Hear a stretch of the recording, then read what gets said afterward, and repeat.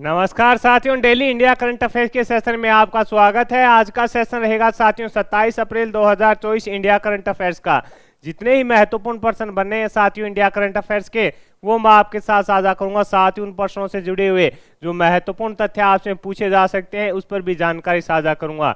Session की शुरुआत के अंदर साथियों 3 महत्वपूर्ण प्रश्न देखते हैं अपने, जो होते हैं इंडिया करंट अफेयर्स के जनवरी, फरवरी और मार्च महीने के अंदर जो इंपॉर्टेंट बन रहे हैं वो मैं आपके साथ साझा करता हूं, जिससे आपका daily India current affairs revision हो जाता है। मेरा प्रयास रहेगा साथियों की 15 मिनट की यह क्लास हो और इससे बाहर साथियों आपका इंडिया करंट अफेयर्स जाएगा नहीं। और आपकी सुविधा के लिए साथियों इन्फ्यूजन नोट्स के टेलीग्राम पर आपको है जो डेली पीडीएफ मिल जाती है। हाल ही के अंदर जो साथियों एनडीए का एग्जाम हुआ था, 90% क्वेश्चन है जो साथियों अपनी 15 मिनट वाली क्लास में पूछे गए हैं। यह प्रयास आपको पसंद आ रहा है तो इस सेशन को लाइक और शेयर जरूर कीजिएगा। कम समय में क्वालिटी कंटेंट के लिए जुड़े रहिएगा इन्फ्यूजन नोट से। तो शुरुआत करेंगे साथियों सेशन की रिवीजन से। रिवीजन का पहला क्वेश्चन आपसे पूछा गया है कि राष्ट्रीय स्टार्टअप पुरस्कार 2022 के तहत 1 करोड़ से अधिक जनसंख्या वाले राज्यों में सर्वश्रेष्ठ प्रदर्शन करने वाला राज्य कौन सा बना है। इंपॉर्टेंट साथियों ये क्वेश्चन है रहने वाला है। आपसे पूछा है कि राष्ट्रीय स्टार्टअप पुरस्कार 2022-23 के तहत 1 करोड़ से अधिक साथियों जनसंख्या वाले राज्यों में सर्वश्रेष्ठ प्रदर्शन करने वाला राज्य कौन सा बना है। तो आंसर हो जाएगा साथियों कौन सा बना है आपका गुजरात। इसके अंदर साथियों सर्वश्रेष्ठ प्रदर्शन करने वाला राज्य बना है। 1 करोड़ से कम जनसंख्या वाले राज्यों के अंदर साथियों हिमाचल प्रदेश है जो सर्वश्रेष्ठ प्रदर्शन करने वाला राज्य बना है। ये अपने को याद रखना है। दूसरा क्वेश्चन आपसे पूछा है कि सू रेडफर्न आईसीसी की पहली महिला न्यूट्रल अंपायर बनी है। इनका संबंध किस देश से है। मोस्ट इंपोर्टेंट साथियों क्वेश्चन है रहने वाला है कि सू रेडफर्न आईसीसी की पहली महिला न्यूट्रल अंपायर बनी है। इनका संबंध किस देश से है। तो इनका संबंध हो जाएगा साथियों ये इंग्लैंड की रहने वाली है। कहाँ की, ये इंग्लैंड की रहने वाली है। ऑस्ट्रेलिया और दक्षिणी अफ्रीका के बीच साथियों महिला T20 अंतर्राष्ट्रीय सीरीज के लिए उनकी नियुक्ति है जो की गई थी। ये अपने को याद रखना है। अगला क्वेश्चन आपसे पूछा है कि किस देश की कंपनी ने परमाणु बैटरी बनाई है। तो आंसर हो जाएगा साथियों चीन की कंपनी ने है जो चीन की बीटा बोल्ट कंपनी एक परमाणु बैटरी बनाई है। चीन की कौन सी कंपनी है, बीटा बोल्ट के द्वारा साथियों एक परमाणु बैटरी बनाई गई है। यानी जिसका जो एक बार उसको चार्ज कर ले साथियों तो ऐसा बताया जा रहा है कि 50 साल तक उसको चार्ज करने की आवश्यकता नहीं रहेगी। तो ये थे अपने साथियों रिवीजन के 3 क्वेश्चन। अब अपने साथियों सेशन की शुरुआत करेंगे। आज के सेशन का पहला क्वेश्चन यानी आज का करंट अफेयर का पहला क्वेश्चन आपसे पूछा है कि विश्व ऊर्जा कांग्रेस 2024 का आयोजन है जो किस देश में किया गया है। किस देश में किया गया है। आपसे पूछा है कि विश्व ऊर्जा कांग्रेस 2024 का आयोजन किस देश में किया गया। तो आंसर हो जाएगा साथियों नीदरलैंड के अंदर इसका आयोजन है जो किया गया है। कहां पर है। तो आपका आंसर हो जाएगा साथियों नीदरलैंड के अंदर इसका आयोजन किया गया है। 22 से लेकर साथियों 25 अप्रैल तक इसका आयोजन है जो किया गया है। भारतीय अक्षय ऊर्जा विकास संस्था लिमिटेड इरेडा के अध्यक्ष एवं प्रबंध निदेशक श्री प्रदीप कुमार दास ने साथियों इसके अंदर है जो भाग लिया है। यानी इसके अंदर भारत की ओर से किसने भाग लिया है। तो साथियों भारतीय ऊर्जा विकास संस्था लिमिटेड कौन सी है, इरेडा के अध्यक्ष व प्रबंध निदेशक कौन है, श्री प्रदीप कुमार दास ने रोटरम डैम नीदरलैंड में विश्व ऊर्जा कांग्रेस के 26वें संस्करण में साथियों इसकी थीम क्या थी। इसकी थीम थी नई परस्पर निर्भरता, विश्वास, सुरक्षा और जलवायु अनुकूलन विषय पर है जो चर्चा में भाग लिया। यानी इसकी जो थीम थी वो क्या थी, वो थी नई परस्पर निर्भरता, विश्वास, सुरक्षा और जलवायु अनुकूलन विषय पर साथियों इसका आयोजन किया गया था। किसका साथियों, विश्व ऊर्जा कांग्रेस का। और कौन से क्रम की थी साथियों, 26वां ये इसका संस्करण था। और भारत की ओर से साथियों किसने भाग लिया था। तो आपका आंसर हो जाएगा श्री प्रदीप कुमार दास जी ने इसके अंदर भाग लिया। और आयोजन कहां पर किया गया, नीदरलैंड के अंदर इसका आयोजन किया गया। ये सब चीजें अपने को याद रखनी है। अगला क्वेश्चन आपसे पूछा है कि श्रीलंका सरकार ने देश में चीन निर्मित मटाला राजपक्षे अंतर्राष्ट्रीय हवाई अड्डे हबन टोटा का प्रबंधन किस कंपनी को सौंपा है। इंपॉर्टेंट क्वेश्चन कर लेना साथियों, पूछा जाएगा आपसे, कंफर्म है कि ये आपसे पूछा जाएगा।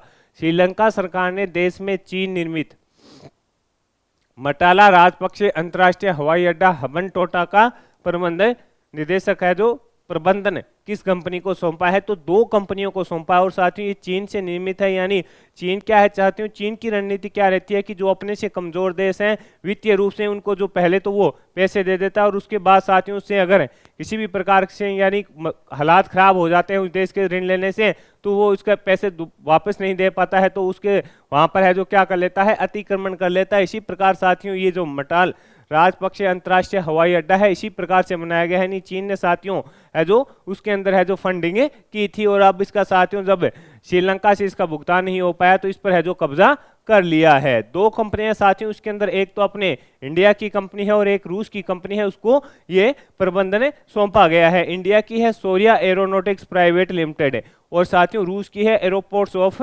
रीजन्स मैनेजमेंट, इसको सौंपा गया है साथियों इसका प्रबंधन। ये भी इंपॉर्टेंट बात है कि साथियों श्रीलंका के सरकार के द्वारा है जो भारतीय कंपनी को है जो भारतीय कंपनी को है जो प्रबंधन इसका सौंपा गया है। श्रीलंका सरकार मटाला राजपक्षे अंतर्राष्ट्रीय हवाई अड्डे या हबनटोटा हवाई अड्डे के प्रबंधन को भारत की कौन सी होगी, सोरिया एरोनॉटिक्स प्राइवेट लिमिटेड, और रूस की कौन सी कंपनी है साथियों, रूस की एरोपोर्ट्स ऑफ रीजन्स मैनेजमेंट कंपनी को 30 साल के लिए पट्टे पर है जो देगी। ये इस प्रकार की जो जानकारी है निकल कर आ रही है, यानी दोनों कंपनियों को साथियों 30 साल के लिए ये एग्रीमेंट हुआ है और ये सौंपा गया है, तो ये इंपॉर्टेंट रहने वाला है। और चीन की क्या प्रतिक्रिया होगी इस पर भी साथियों ये जानकारी है जो महत्वपूर्ण रहने वाली है। अगला क्वेश्चन आपसे पूछा गया है कि अमिताभ चौधरी को किस बैंक के एमडी और सीईओ के रूप में फिर से नियुक्त किया गया है। ये इंपॉर्टेंट क्वेश्चन साथियों रहने वाला है।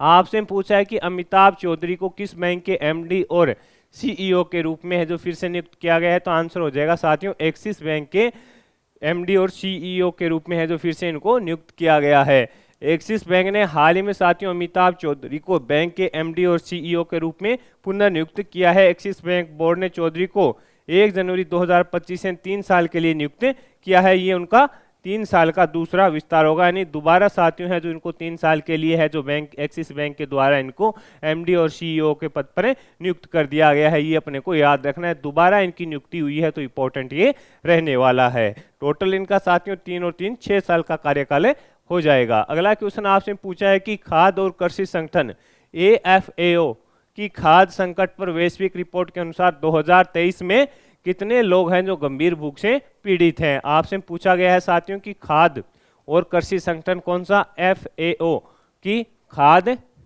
संकट पर रिपोर्ट के अनुसार 2023 के अंदर कितने लोग गंभीर भूख से पीड़ित हैं। तो साथियों जो खाद्य रिपोर्ट आई है उसके अनुसार साथियों 282 मिलियन करीब 282 मिलियन लोग हैं जो भूख से पीड़ित हैं। खाद्य संगठन पर वैश्विक रिपोर्ट के अनुसार साथियों 2023 में 59 देशों और क्षेत्रों में लगभग 282 मिलियन लोग हैं जो गंभीर भूख से पीड़ित है, जो 2022 की तुलना में कितना बढ़ गया है साथियों 24 मिलियन की वृद्धि हुई है। और इसके अंदर साथियों पहले स्थान पर है कांगो गणराज्य। कौन सा, कांगो गणराज्य इसके अंदर पहले स्थान पर है। कौन सा, कांगो गणराज्य इसके अंदर साथियों पहले स्थान पर है। और साथियों जो पहले 10 देश हैं उसके अंदर आपका पाकिस्तान और बांग्लादेश भी शामिल है। कौन सा, पाकिस्तान और बांग्लादेश भी साथियों इसके अंदर है। जो पहले 10 देश हैं जिन पर सबसे ज्यादा भूखमरी है उसके अंदर साथियों 8वें स्थान पर शायद पाकिस्तान और 9वें स्थान पर है जो बांग्लादेश है। ये भी अपने को याद रखना है। टॉप 10 के अंदर साथियों जो पहले हैं जहां पर सबसे ज्यादा भूखमरी है उसके अंदर बांग्लादेश, और पहले स्थान पर साथियों कांगो लोकतांत्रिक गणराज्य इसके अंदर पहले स्थान पर। और टोटल विश्व के अंदर 282 मिलियन है जो लोग भूख से पीड़ित हैं। अगला क्वेश्चन आपसे पूछा है कि एशिया अंडर 20 एथलेटिक चैंपियनशिप में दीपांशु शर्मा ने कौन सा पदक है जो जीता है। आपसे पूछा है कि एशिया अंडर 20 एथलेटिक चैंपियनशिप के अंदर साथियों दीपांशु शर्मा ने कौन सा पदक जीता है। तो दीपांशु शर्मा ने साथियों स्वर्ण पदक जीता है। कौन सा पदक जीता है, आपका आंसर हो जाएगा स्वर्ण पदक जीता है। दीपांशु ने 70.29 मीटर की दूरी के साथ साथियों शीर्ष पुरस्कार जीता है। और साथियों जबकि रोहन यादव ने साथियों कौन सा 70.03 मीटर की दूरी के साथ रजत पदक इन्होंने जीता है भाला फेंक के अंदर। वहीं यूपी के साथियों प्रियांशु पुरुषों की 100 मीटर दौड़ के अंदर है जो रजत पदक जीता है। और साथियों जो एशियाई अंडर 20 एथलेटिक चैंपियनशिप है उसका आयोजन है जो कहां पर किया जा रहा है, तो आपका आंसर हो जाएगा दुबई के अंदर साथियों इसका आयोजन है जो किया जा रहा है। ये भी अपने को याद रखना है। अगला क्वेश्चन आपसे पूछा है कि हाल ही में भारतीय ऐतिहासिक रिकॉर्ड आयोग का नया आदर्श वाक्य क्या है, मोस्ट इंपॉर्टेंट है और लिख लो, छपेगा। आगामी प्रतियोगिता परीक्षा में कन्फर्म है कि आपसे पूछा जाएगा। आपसे पूछा है कि हाल ही में भारतीय ऐतिहासिक रिकॉर्ड आयोग का नया आदर्श वाक्य क्या रहेगा, तो यत्र भविष्यते इतिहास रक्षति, यानी आदर्श वाक्य का अनुवाद इस प्रकार है, जहां इतिहास भविष्य के लिए संरक्षित है। यानी साथियों एक भारतीय ऐतिहासिक रिकॉर्ड आयोग है, इसकी स्थापना है जो 1961-62 के आसपास है की गई थी। इसके अंदर साथियों जो भारत का इतिहास है उसको सुरक्षित रखा जाता है। और उसने साथियों अभी अपना नया आदर्श वाक्य लॉन्च किया है, इसका क्या होगा, यत्र भविष्यते इतिहास रक्षित, यानी जहां पर इतिहास भविष्य के लिए संरक्षित रहता है। ये आदर्श वाक्य भारतीय ऐतिहासिक अभिलेख आयोग और उसके कार्य के लिए बहुत महत्व रखता है। लोगों कमल की भूखंडी के आकार के पृष्ठ और ऐतिहासिक रिकॉर्ड बनाए रखने के लिए IAHRC को लचीली नोडल संस्था के रूप में दर्शाता है। मध्य में सारनाथ स्तंभ है, उसके लोगो भी देखेंगे। ये है साथियों, लोगो देख लीजिएगा पहले। ये तरह इतिहास भविष्य सुरक्षित, यानी इसका जो लोगो है उसके बारे में भी एक दो चीजें महत्वपूर्ण इसके अंदर रहने वाली है।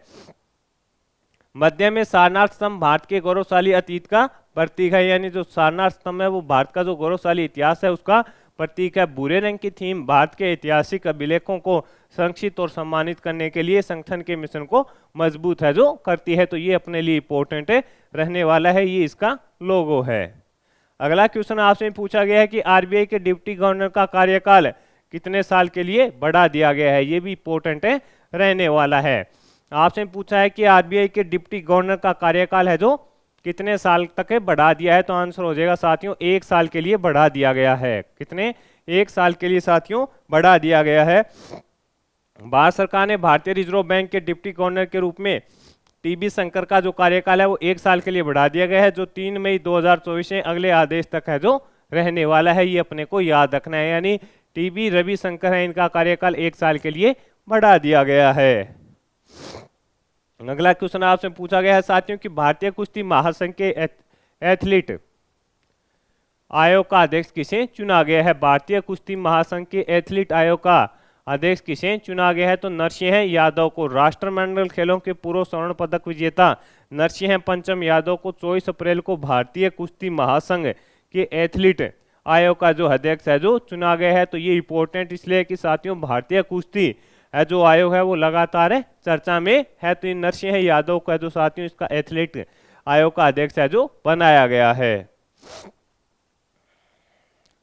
अगला क्वेश्चन आपसे पूछा है कि किस देश की संसद ने रवांडा बिल पास किया है, ये भी इंपॉर्टेंट क्वेश्चन रहने वाला है साथियों। आपसे पूछा है कि किस देश की संसद ने रवांडा बिल है जो पास किया है, तो ब्रिटेन की संसद के द्वारा साथियों इसको पास किया गया है। इसके अंदर क्या होगा साथियों, जो ये रवांडा देश है साथियों ये अफ्रीकी देश है, और वहां से जो प्रवासी हैं जो ब्रिटेन के अंदर आए हैं वहां पर वो वापिस जा सकेंगे और वहां पर जाकर साथियों हैं जो अपना नियमित जीवन बिता सकेंगे। इसलिए साथियों यहाँ पर जो ब्रिटेन की सरकार है वो रवांडा देश को आर्थिक रूप से भी सहायता है जो देने वाली है, यानी जो प्रवासी रवांडा से ब्रिटेन आए थे वो वापस अपने देश जा सकेंगे, अफ्रीकी देश, और वहां पर साथियों क्या है वो निवास कर सके और उनको रोजगार मिल सके। इसके लिए ब्रिटेन की सरकार भी है जो साथियों वहां पर सहायता है जो रवांडा की करेगी। यूनाइटेड किंगडम ने रवांडा सुरक्षा शरण और आवर्जन विधेयक नामक एक कानून को मंजूरी दे दी है, जो सरकार को अप्रवासियों को रवांडा भेजने की अनुमति है जो देगा। ये मैंने आपको बता दिया, यानी जो प्रवासी यहाँ पर आए हुए थे वो वापस हैं जो अब जा पाएंगे। अमेरिका ने ईरान के साथ ट्रेड करने पर कितनी भारतीय कंपनियों पर प्रतिबंध लगा दिया, तो आंसर हो जाएगा साथियों 3 भारतीय कंपनी पर प्रतिबंध लगा दिया। उन 3 कंपनियों में साथियों Jain shipping port India private limited और sea art ship management private limited को शामिल है जो किया गया था। यानी जो 3 कंपनियां हैं वो कौन सी है, Jain shipping port India private limited और सी आर्ट शिप मैनेजमेंट इसके अंदर शामिल रहने वाली है। अगला क्वेश्चन आपसे पूछा है कि भारत के लिए विशेष रूप से डिजाइन की गई नई फुटवियर साइजिंग प्रणाली को क्या नाम दिया गया है। भारत के लिए विशेष रूप से डिजाइन की गई नई फुटवियर साइजिंग प्रणाली को क्या नाम दिया गया है, तो आंसर हो जाएगा साथियों BHA। यानी साथियों ये क्वेश्चन इसलिए इंपॉर्टेंट है, भा इसको बोला जा रहा है। यानी भारत के अंदर साथियों अब जो जूतों का डिजाइन होगा वो भारत के जो लोगों का आकार है उसके आधार पर है जो तैयार किया जाएगा, और उसको साथियों क्या नाम दिया गया है, भा नाम दिया गया है। साथियों अपने जो ऑनलाइन शॉपिंग करते हैं उसके अंदर आप देखते हैं यूके का जो आइटम होता है यानी यूके का जो नंबर होता है उस प्रकार के नंबर के आकार का जूता अपने को पहनना पड़ता है। अब भारत में खुद को जूतों का साइज होगा जिसका नाम भा रखा जाएगा। भारतीयों को अब साथियों जूते के साइज के लिए अमेरिका और लंदन के तय मानकों पर निर्भर नहीं रहना पड़ेगा। यानी अमेरिका और जो लंदन के निर्धारित मापदंड थे साथियों उनके अलावा अब जो भारत अपने खुद के लोगों के आधार पर है जो उसका डिजाइन तैयार करेगा, तो ये इसको भा नाम है जो दिया गया है। अगला क्वेश्चन आपसे पूछा कि नासा के मानव अन्वेषण रोवर चैलेंज में केस एंड बरन पुरस्कार है जो किसने जीता है। ये इंपॉर्टेंट है क्वेश्चन रहने वाला है कि नासा के मानव अन्वेषण रोवर चैलेंज में केस एंड बरन पुरस्कार किसने जीता है, तो KIT ग्रुप ऑफ इंस्टीट्यूट ने जीता है साथियों। और इसके अलावा साथियों दिल्ली NCR के KIT ग्रुप ऑफ इंस्टीट्यूशन को साथियों क्रेस एंड ब्रेन पुरस्कार मिला है, जबकि मुंबई के कनकैया इंटरनेशनल स्कूल को साथियों रुकी ऑफ द ईयर पुरस्कार मिला है। यानी साथियों नासा का एक मानव अन्वेषण रोवर चैलेंज था, उसके अंदर साथियों अलग अलग देशों से टीम बनाई गई थी। उसके अंदर साथियों जो दो भारतीय टीमें थी उन्होंने इसके अंदर साथियों पुरस्कार जीता है। तो ये क्वेश्चन अपने लिए इंपॉर्टेंट रहने वाला है। हाल ही में सतलुज जल विद्युत निगम ने देश के पहले बहुउद्देशीय ग्रीन हाइड्रोजन प्रोजेक्ट को उद्घाटन कहाँ किया है, तो आंसर हो जाएगा हिमाचल प्रदेश के। यानी सतलुज जल विद्युत निगम ने देश के पहले बहुउद्देशीय ग्रीन हाइड्रोजन प्रोजेक्ट का उद्घाटन कहाँ किया है, हिमाचल प्रदेश के अंदर किया है। ये 1500 मेगावाट के साथियों 1500 मेगावाट का रहने वाला है। और नाथपा झाकड़ी में साथियों हाइड्रोजन पावर स्टेशन में भारत की पहली बहुउद्देशीय ताप और विद्युत संयुक्त हरित हाइड्रोजन पायलट परियोजना का उद्घाटन किया गया है। अगला क्वेश्चन आपसे पूछा है कि हाल ही में भारतीय वायुसेना ने रॉक्स या क्रिस्टल भूल भुलैया 2 बैलिस्टिक मिसाइल का परीक्षण है जो कहां पर किया है, तो आंसर हो जाएगा साथियों अंडमान निकोबार। हाल ही में भारतीय वायुसेना ने रॉक्स या क्रिस्टल भूल भुलैया 2 इसको बैलिस्टिक जो मिसाइल है उसका परीक्षण कहां पर किया है, तो अंडमान निकोबार के अंदर किया है। और इसकी साथियों 250 किलोमीटर से अधिक जो दूरी है वो रखी गई है। और साथियों ये हवा से हवा में मार करने वाली है, तो ये अपने लिए इंपॉर्टेंट रहने वाला है। और अंडमान निकोबार में साथियों इसका परीक्षण किया गया है। अगला क्वेश्चन आपसे पूछा है कि BMW ओपन टेनिस युगल का खिताब किसने जीता है। ये इंपॉर्टेंट क्वेश्चन रहने वाला है। BMW ओपन टेनिस युगल का खिताब किसने जीता है, अल्बानो ओलिविटी और यूकी बावरी के द्वारा जीता गया है। ये साथियों भारत के हैं यूकी बावरी, और साथियों ये अल्बानो कहाँ के हैं, फ्रांस के। और पहली बार किसी भारतीय ने साथियों ये खिताब है जो जीता है, तो अपने लिए इंपॉर्टेंट रहने वाला है। अगला क्वेश्चन आपसे पूछा है कि डिजिटलीकरण के माध्यम से कृषि ऋण को साथियों सुव्यवस्थित करने के लिए नाबार्ड किसके साथ मिलकर काम करेगा, तो RBI इनोवेशन के साथ काम करेगा। हाल ही में किस राज्य या केंद्र शासित प्रदेश में सभी अधिकारियों के लिए डिजिटल हस्ताक्षर है जो अनिवार्य कर दिए गए हैं, तो आंसर हो जाएगा जम्मू कश्मीर के अंदर अनिवार्य कर दिए गए हैं। तो साथियों इस सेशन के अंदर जितने ही महत्वपूर्ण प्रश्न बन रहे थे वो मैंने आपके साथ